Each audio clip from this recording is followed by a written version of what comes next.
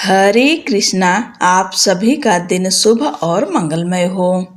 आज आप सब माघ मास कथा का 13वां अध्याय सुनेंगे। आज 16 जनवरी है और दिन शुक्रवार का है।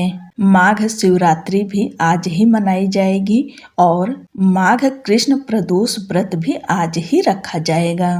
आइए अब हम सब मिलकर 13वें अध्याय का श्रवण करते हैं। आप सभी भक्तों का आज की कथा में स्वागत है।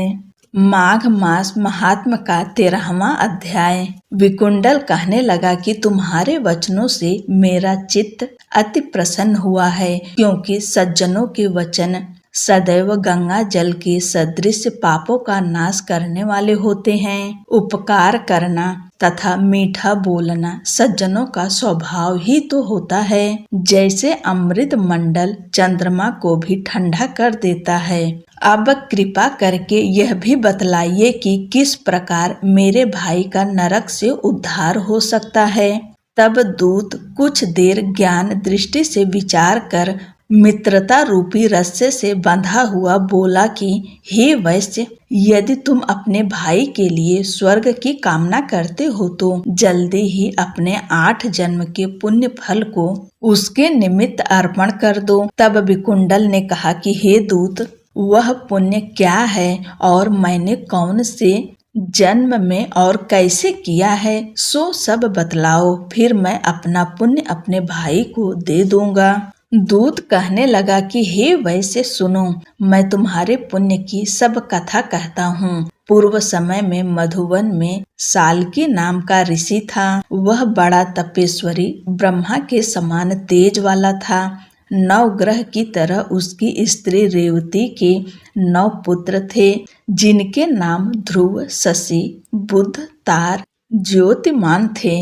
इन 5 ने गृहस्थाश्रम धारण किया तथा निर्मोह, जितमाय, ध्याननिष्ठ और गुणातग ये चारों संन्यास ग्रहण कर वन में रहने लगे। यह शिखा सूत्र से रहित पत्थर और सोने को समान समझते थे। जो कोई अच्छा या बुरा उनको अन्न देता वही खा लेते और कोई कैसा ही कपड़ा दे देता उसको ही पहन लेते।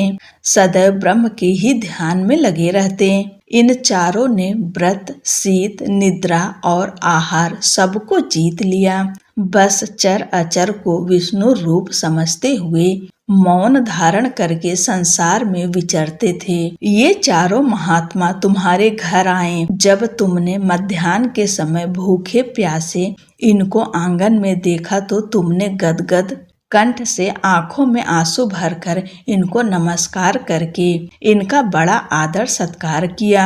इनके चरणों को धोकर बड़े प्रेम से तुम इनसे कहने लगे कि आज मेरे अहो भाग्य है, आज मेरा जन्म सफल हुआ, मुझ पर भगवान प्रसन्न हुए, मैं सनाथ हुआ, मेरे माता पिता पत्नी पुत्र गौ आदि सभी धन्य हैं, जो आज मैंने हरि के सदृश आपके दर्शन किए। सो हे वैश्य, इस प्रकार तुमने श्रद्धा से उनका पूजन किया और चरण धोकर जल को मस्तक से लगाया। फिर विधि पूर्वक इनका पूजन करके तुमने इन सन्यासियों को भोजन कराया।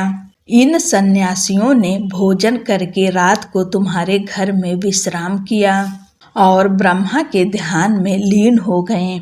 इन सन्यासियों के सत्कार से जो पुण्य तुमको मिला सो मैं भी कहने में असमर्थ हूँ, क्योंकि सब भूतों में प्राणी श्रेष्ठ है। प्राणियों में बुद्धि वाले, बुद्धि वालों में मनुष्य, मनुष्यों में ब्राह्मण, विद्वानों में पुण्यात्मा और पुण्यात्माओं में ब्रह्मज्ञानी सर्वश्रेष्ठ हैं। ऐसे ही संगति से बड़े बड़े पाप नष्ट हो जाते हैं।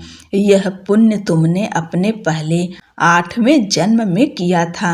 सो यदि तुम अपने भाई को नरक से मुक्त कराना चाहते हो तो यह पुण्य दे दो। सो दूत के ऐसे वाक्य सुनकर उसने प्रसन्न चित्त से अपना पुण्य अपने भाई कुंडल को दे दिया और वह नरक से मुक्त हो गया और दोनों भाई देवताओं से पूजित किए गए। तब दूत अपने स्थान को चला गया। इस प्रकार वैश्य के पुत्र विकुंडल ने अपना पुण्य देकर अपने भाई को नरक की यातना से छुड़वाया। सो हे राजन, जो कोई इस इतिहास को पढ़ता या सुनता है वह 1000 गौदान का फल प्राप्त करता है। बोलो लक्ष्मी नारायण की जय। आज की कथा यहीं पर समाप्त होती है। अगली कथा अगले की वीडियो में सुनेंगे। तब तक के लिए जय श्री कृष्ण, राधे राधे।